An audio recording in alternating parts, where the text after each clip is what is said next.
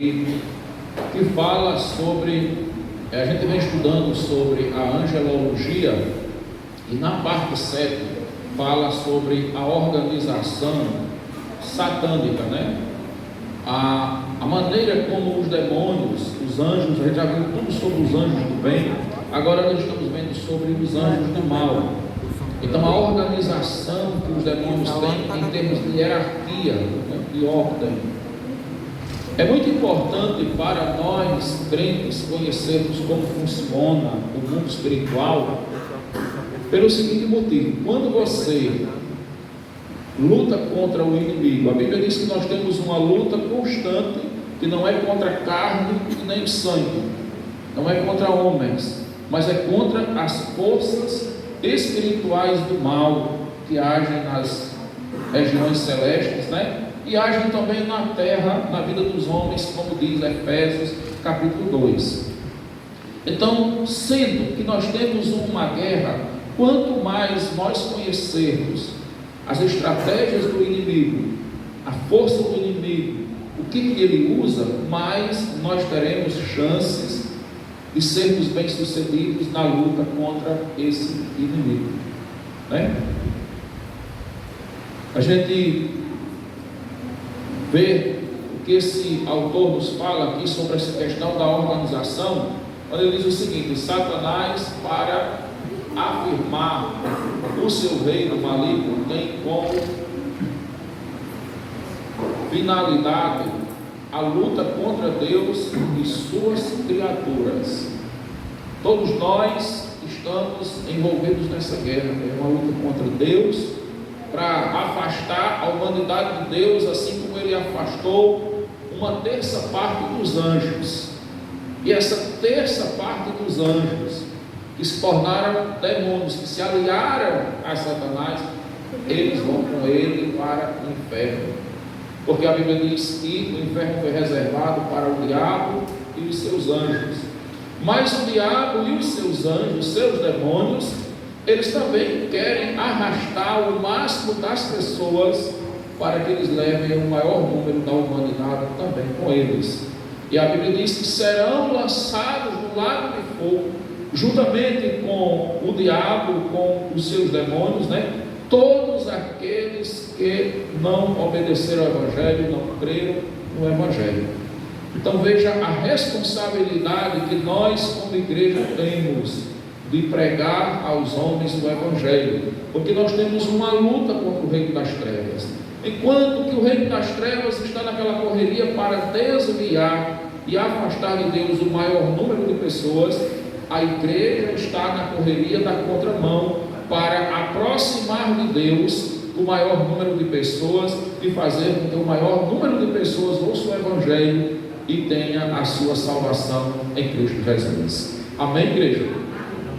Então veja, ele, para atingir esse objetivo, né, de rebelar as pessoas, de afastá-los de Deus, ele procura em tudo imitar o que é de Deus, e por isso organizou em ordem hierárquica os anjos que o acompanharam, sendo assim como estão organizados os anjos celestes. O diabo, no seu reino infernal, ele tenta imitar, né? Ele se coloca na posição de Deus e ele constrói o seu reino maligno, imitando a hierarquia de poder que ele viu lá no céu, né? Porque ele se coloca no lugar de Deus para ser adorado pelos demônios, e assim como Deus é digno do louvor e da adoração de todas as suas criaturas, o diabo também procura o louvor e a adoração daqueles que servem a ele, né? Que não servem a Cristo. No sétimo ponto, ponto 1, diz o seguinte: Satanás se fez príncipe do reino. Em Mateus 12, 24, a Bíblia diz assim: mas os fariseus, ouvindo isto, murmuravam: este não expele demônios, senão pelo poder de Beelzebul, o maioral dos demônios. Então, nesse texto que estudiava, ele é o quê? O maioral dos demônios. Ele também revela um novo nome também de Satanás, é também chamado de Beelzebul, o maioral dos demônios, que se fez príncipe, né? O maioral, ele é príncipe nesse reino, ele é o maior de todos esses demônios aliados. Interessante, meus irmãos, nós vamos ver esses nomes da Bíblia, né? Beuzebu, e era o diabo muito adorado com esse nome nos cultos pagãos do Velho Testamento, há 2, 3 mil anos antes de Cristo. Mas quando nós vamos fazer uma análise histórica do paganismo, da extensão que o paganismo tem alcançado, nós vamos ver que até hoje, inclusive no Brasil, muitas pessoas se declaram publicamente que são adoradoras de Beuzebu, né? Então o diabo, ele tem estendido o seu reino. Você vê que assim como existe a pregação do Evangelho de Cristo, ganha almas, o diabo também tem procurado estender esse reino e buscar os seus adoradores. E a única coisa que pode fazer com que as pessoas elas não sirvam ao maligno, mas que elas possam servir a Deus, é o Evangelho, que é luz para os seus olhos, é a palavra de Deus que esclarece a vida dos homens. Porque o diabo tem ensinado que o céu não é ruim, aliás, que o inferno não é ruim, que o inferno é um lugar de prazeres, de festas, de bebidas, né? É um lugar onde eles vão ter a plenitude das coisas do mundo, sem os tormentos infernais que a Bíblia ensina. Mas a Bíblia diz que o diabo e os seus anjos, todos aqueles que foram lançados lá no lago de fogo e enxofre, que eles negam esse fogo e enxofre, né? Mas que lá é um lugar de fogo e enxofre, e os que vão para lá serão atormentados de dia e de noite. No Evangelho de Lucas, nós temos a história do rico Lázaro, onde ali realmente estava conversando ontem com o pastor sobre isso, e a gente vê que aquele texto de Jesus ali não é uma parábola. Aquele texto ali é uma história real. Jesus contou para os seus discípulos e para a igreja um fato que ele, como Deus, sabe que aconteceu. E a pessoa que vai sendo comigo destacando, olha, nas parábolas, Jesus não usava nome de pessoas. Nas parábolas, Jesus dizia assim, um semeador, um homem saiu, então sempre a pessoa ficava não identificada, né? Uma mulher perdeu uma dracma, um homem lá tinha 100 ovelhas, mas não identificava. A passagem do rico e Lázaro é a única onde Jesus identifica as duas pessoas que aparecem ali no texto. E ele vai mostrar um discurso do rico que não foi salvo ali, e não era por ser rico, né? Onde ele vai descrever com detalhes os tormentos que ele estava vivendo no inferno. O rico levantou os olhos e viu de longe Abraão e Lázaro no seu seio. E ele vai clamar e dizer, Pai Abraão, tenha misericórdia de mim e mande que Lázaro molhe a ponta do dedo em água e me refresque a língua, porque eu estou atormentado nestas chamas. Então nós vemos o que? Uma alma condenada ao inferno, descrevendo o que ele sentia no inferno, que ele vivia. Ele estava em tormentos e ele estava em chama, e o seu desespero era tão grande ali, que ele desejava que nem que fosse uma pequena gota de água que pudesse lhe refrigerar, e nem que fosse na ponta da língua ele poder ter a sensação de algo diferente do calor infernal. Ele precisava que fosse nem uma gota d'água para lhe refrigerar. E ali ele vai ouvir a triste realidade que a Bíblia ensina em todo o seu contexto, né? Que não havia mais o que se fazer, que havia um grande abismo que separava. Ali eram dois reinos, dois mundos diferentes. Não tinha como Lázaro passar para lá, nem ele passar de lá para cá, nem daqui para lá, nem de lá para cá. E aí, meus irmãos, Deus nos dá um tempo nessa vida para nós aproveitarmos esse tempo para nos prepararmos para a vida que veremos lá. Aqui ela é passageira. A Bíblia usa vários termos para mostrar o quanto a vida nessa terra ela é breve. A Bíblia diz que o vigor do homem é como o vigor de uma flor. E ele diz mais assim: a flor amanhece bonita, verde, cheia de vida, mas de tardezinha ela murcha e cai e está ali ao pé da planta. Amanheceu cheia de vida, mas entardeceu sem vida a flor. Tiago vai dizer que a nossa vida é passageira como uma neblina, como um vento. E aí, meus queridos irmãos, nós olhamos dentro do contexto da Bíblia e olhando lá no Salmo 139, a Bíblia diz que Deus contou os nossos dias. E os nossos dias foram escritos e determinados por Deus quando eles nem ainda existiam. Duas coisas nós aprendemos nessa palavra. Eu quero só ler para vocês.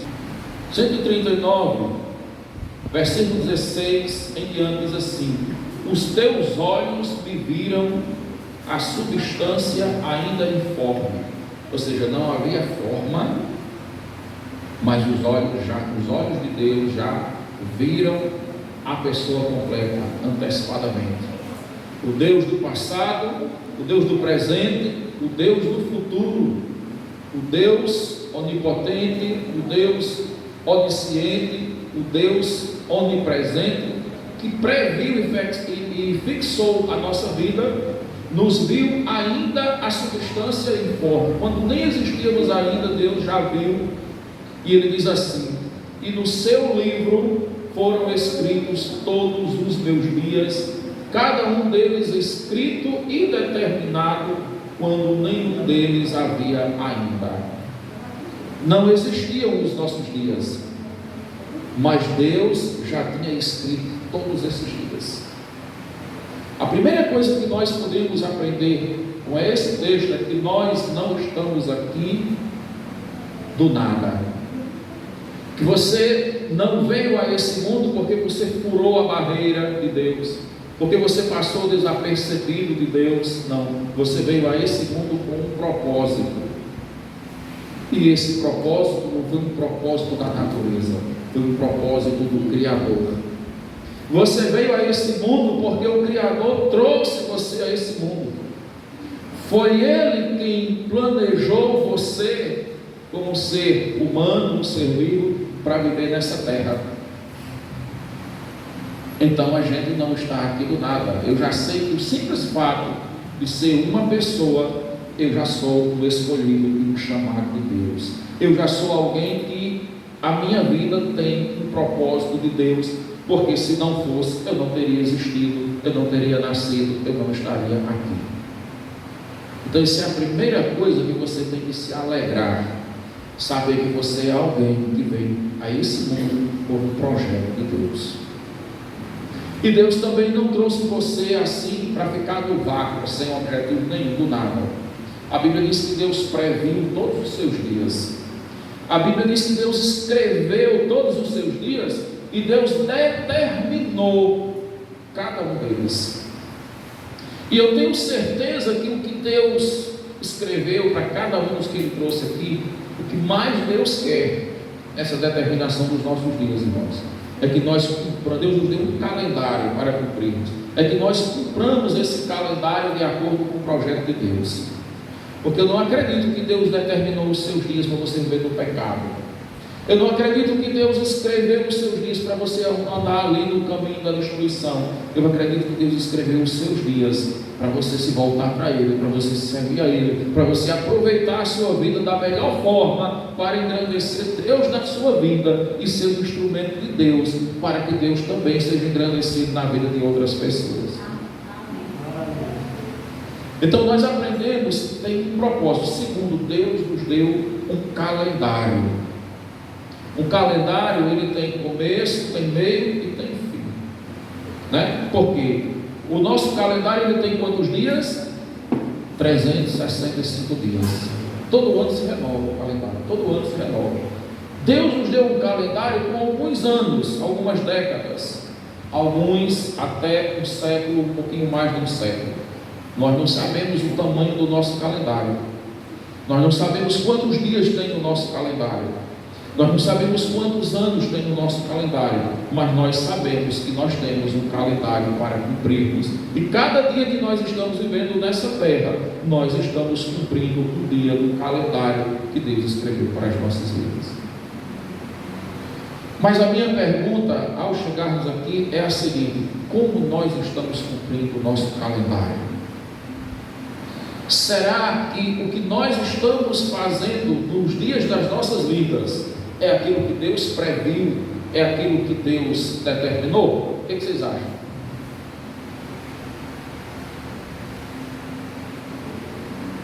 Ou vocês acham que Deus previu algo e nós podemos fazer diferente? É importante pensar nisso. Porque se as pessoas estivessem todas cumprindo o calendário do jeito que Deus quer que a gente cumpra, todos estariam servindo a Deus. Ou não? Todos estariam fazendo o melhor, porque ele diz assim: louvem ao Senhor todos os moradores da terra, sirvam ao Senhor com alegria, todas as criaturas bendigam e exaltem o nome do Senhor. Mas a gente sabe que uma grande parte da população do mundo não serve a Deus, e o pior, serve conscientemente ao maligno muitas vezes, né? A gente viu de manhã aqueles vídeos das pessoas que fazem pacto com o inimigo. Então muita gente está cumprindo outro calendário, está desobedecendo a Deus, está envergonhando o nome de Deus. E aí como é que fica a situação? Né? Chegou um momento, eu gosto dessa parábola, que um homem, Jesus conta também uma parábola de um homem que era proprietário de uma grande propriedade, muita terra. Ele gostava muito, investia muito na agricultura, e aí ele teve um ano que teve uma safra muito grande. Aí ele disse assim: eu vou pegar os meus silos, vou desmanchar e vou fazer maiores, eu quero que eles caibam mais produtos agrícolas, mais frutos da terra. Eu vou pegar os meus armazéns e vou puxar eles, aumentar os meus armazéns, porque eu vou ter uma colheita muito grande. E aí ele chegou no final daquela colheita e disse assim: os meus armazéns estão cheios, os meus silos estão cheios, e agora eu posso comer e dormir tranquilamente, porque eu tenho agora muitos alimentos aí armazenados para muitos e muitos anos na vida. Aí Jesus, para nos fazer refletir sobre essa questão da brevidade da vida, né? Que a vida aqui, que a gente está cumprindo um calendário que a gente não sabe o fim dele. Jesus chega e faz a seguinte pergunta: louco, hoje te pedirão a tua vida, e o que você fez, para quem servirá? Depois ele vai dizer assim: ajunte tesouro no céu e não na terra. Com certeza o calendário daquele homem não foi o calendário que Deus escreveu para ele, porque Jesus perguntou: o que você fez, para quem servirá? Será que o que Deus tinha para aquele homem não é que aquele homem servisse a Deus, que aquele homem fizesse algo que servisse para o reino eterno, que aquele homem se preocupasse com tesouros nos céus, e ele se preocupou com tesouros na terra, e quando ele pensou que tinha conquistado a sua vida aqui, ele nem se deu conta que era o final dos seus dias, que tinha cumprido o seu calendário, e ali ele não tinha mais tempo, né, para se preparar para a vida lá. Então, irmãos, nós muitas vezes erramos por isso, porque a gente deixa a vida eterna, a eternidade, a vida toda que Deus nos dá para lá, e a gente para de pensar sobre a importância que tem para nós, e a gente tem uma preocupação excessiva com a vida curta que a gente tem, com a vida passageira que a gente tem. Mas eu creio que se você está entendendo essa palavra hoje, você não está mais sem essa informação, né, de que nós cumprimos o calendário dado por Deus. Eu ia falar sobre anjos, comecei na apostila, depois voltei e acabei vindo para uma mensagem de evangelização. E eu acho que esse dia fazia parte do calendário de Deus lá. Ele escreveu e determinou que eu ia começar nesse estudo dos anjos hoje, mas que eu tinha que falar uma mensagem de evangelização. Estava escrito no meu calendário como pregador, porque deve estar escrito no calendário de alguém aí, como ouvinte da palavra de Deus, que Deus talvez tenha escrito assim: olha, em tal dia, hoje é quando? 31 de agosto, né? Disse para alguém de vocês aí: eu vou fazer com que um pregador lá comece falando em outro assunto, mas ele vai ter que vir para cá para falar desse assunto, porque eu quero que você escute o Evangelho da Salvação. Então tem algo de Deus para você nesta noite, né? Tem algo do Senhor nesta noite. Deus escreveu e Deus determinou os nossos dias. Deus nos prefixou antes que ele nenhum deles ainda existisse. Isso significa dizer que Deus marcou o dia do nosso nascimento. Ele sabe do nosso nascimento. Deus sabe o desenvolvimento da nossa vida. Deus sabe também o dia que a gente vai morrer. E aí tem um outro versículo da Bíblia que a irmã me falou, lá no Salmo 80, né? Acho que é o versículo 20, que diz assim: Senhor, ensina-nos a contar os nossos dias, para que alcancemos coração sábio. Aquele homem da parábola que eu falei, ele nem percebeu, ele não soube contar os seus dias. Ele não percebeu que a vida estava passando. E a gente não tem, irmãos, como contar esses dias e saber exatamente quando as coisas estão se aproximando. Alguns até têm, né? Quando você cai numa doença, você está num problema e você vê que é um estágio terminal, e você sabe que a qualquer hora vai chegar, você ainda tem como refletir que a vida está chegando ao fim para você. Mas quantas pessoas amanhecem o dia com saúde perfeita e elas não conseguem terminar o dia? Quantas pessoas jovens sem nenhum problema de saúde, sem nenhuma indicação que a pessoa vai morrer, morre? O jovem, o adulto, o idoso, sem nenhum problema de saúde, a pessoa morre, porque a pessoa cumpre aqui o calendário que Deus escreveu para nós. E aí eu queria perguntar, né? Será que vocês têm feito essa reflexão, que vocês estão cumprindo um calendário que não é seu?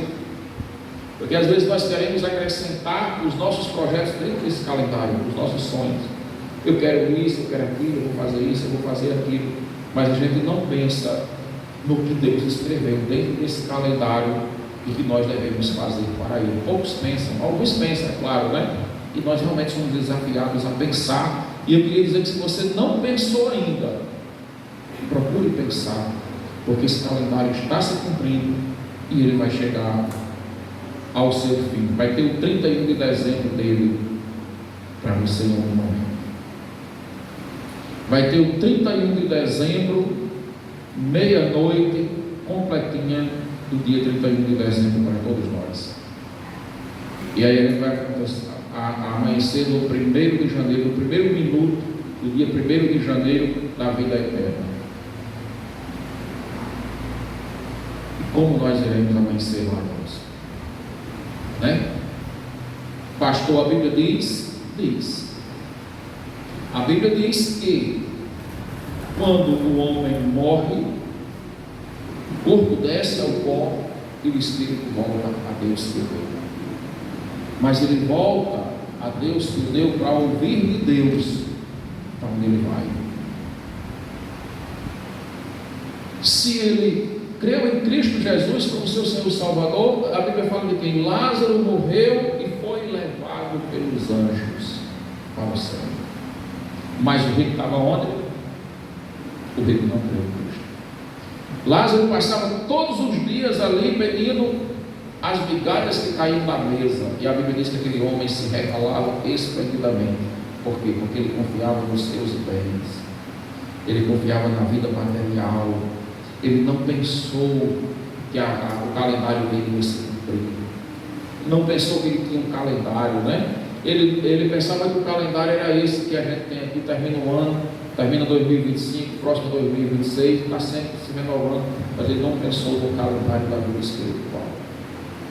E muita gente não pensa nesse calendário, mas eu queria desafiar você hoje a pensar nele. Por quê? porque nós podemos viver esse calendário da forma mais maravilhosa aqui na terra, de uma forma bem melhor, e nós podemos viver de uma forma muito incomparavelmente melhor, indizível, podemos dizer assim, de tanta glória, quando o Senhor nos chamar do 31 de dezembro da nossa vida espiritual, né? Ele diz aqui no versículo 23: sonda-me, ó Deus, e conhece o meu coração, prova-me e conhece os meus caminhos, vê se há em mim algum caminho mau e guia-me pelo caminho eterno. O salmista tinha essa preocupação, que Deus olhasse para dentro dele, que Deus sondasse o seu coração. Em Jeremias diz que Deus sonda o nosso coração, Isaías diz que Deus sonda o nosso coração, Provérbios diz que Deus sonda o nosso coração, o livro dos Salmos também diz que Deus sonda o nosso coração e dá a cada um de nós sempre as nossas portas. Deus conhece se há em nós algum caminho mau, conhece todos os nossos caminhos, mas em Jeremias a Bíblia diz que nós devemos abandonar os caminhos do pecado, abandonar os maus caminhos, nos convertermos e virmos para Deus, para que nós tenhamos os caminhos eternos aplanados pelo Senhor nas nossas vidas. Às vezes na nossa caminhada a gente quer reescrever o calendário nosso por cima do de Deus, entortando caminhos tortos, né? Mas Deus quer reaplanar, Deus quer reescrever a nossa história, Deus quer nos trazer de volta para dentro do calendário dele, que é o melhor para a vida de cada um de nós. Deus com certeza, irmãos, escreveu para a sua glória o nosso calendário. A gente precisa entender isso, saber que o que Deus preparou para nós é o melhor, porque a Bíblia diz que aquilo que o homem não pensou, que o olho não viu, que jamais o entendimento humano foi capaz de compreender, foi o que Deus preparou para aqueles que lhe servem. A Bíblia ensina que é grande a glória que nos espera, e que nada aqui pode ser comparado. Mas é aquilo, Jesus ele é um presente de Deus para a sua salvação, mas você precisa receber o presente. O presente foi dado, o preço foi pago. Deus está oferecendo o presente de graça para você. Mas o que acontece se alguém comprar um presente para você, foi entregar o presente e você disser assim: eu não quero receber esse presente? Você não vai desfrutar do presente. O presente foi comprado para você, mas ele não vai ser seu. Para que você vivencie, desfrute do presente, você precisa receber aquele presente com gratidão. Então muitas vezes nós não conseguimos vivenciar o melhor de Deus para nós, porque o nosso coração se fecha para receber o que Deus tem nos oferecido. Nós precisamos crer em Cristo e recebê-lo como Senhor e como Salvador das nossas vidas, e assim nós podemos então ter, essa glória de Deus reservada para nós. O versículo 17, o salmista aí faz uma exclamação aí, depois de dizer que os seus dias foram escritos pelo Senhor, foram determinados, ele diz assim: que preciosos para mim, ó Deus, são os teus pensamentos. Ele exclama de forma com gratidão, Como são preciosos para mim. Tem outro versículo que diz assim: como é bom, tal conhecimento é importante demais para mim. Versículo 6: saber que Deus nos conhece quando nós nos deitamos, quando nós nos levantamos, que Ele sabe tudo da nossa vida. Versículo 5 diz que Deus nos cerca por detrás e por diante, e sobre nós Ele põe a mão, a proteção de Deus. Deus nos guarda, Então, o versículo 3 diz que Deus esquadrinha o nosso andar e o nosso deitar. que Deus conhece todos os nossos caminhos. Ou seja, Deus sabe se nós estamos dia a dia andando como Ele previu e fixou, ou se nós estamos andando de forma diferente. E Ele diz no versículo de número 6: tal conhecimento é maravilhoso demais para mim, é sobremodo elevado, não o posso atingir. Saber que Deus preparou tudo para nós, que Deus escreveu da forma melhor, que Deus nos protege, nos cercando por trás e por diante, que Deus põe a sua mão sobre nossas vidas, que Deus cuida de nós, que Deus está envolvido com a nossa vida, é um conhecimento precioso demais. Como isso nos traz paz, como isso nos traz segurança, e como é diferente a vida de uma pessoa que não tem a esperança da proteção de Deus, que não sabe que Deus a ama, que Deus a criou, que Deus está com ela. Como é diferente o emocional e o espiritual da pessoa que não tem esperança de vida nenhuma. Mas o salmista estava dizendo: eu saber disso, eu conhecer que Deus me conhece, eu saber que Deus me conhece, que Deus sabe o meu interior, que Deus sabe da substância ainda informe, aquilo que me deu origem, né? Deus conhece cada célula, Deus conhece cada tecido do nosso corpo, Deus conhece os órgãos do nosso corpo, Deus conhece Ele tem um exame, um raio-x completo da saúde e da vida física e da vida espiritual, porque Deus nos vê por dentro e Deus nos vê por fora, e Deus vê aquilo que o homem não vê. Nós estamos nas mãos de Deus.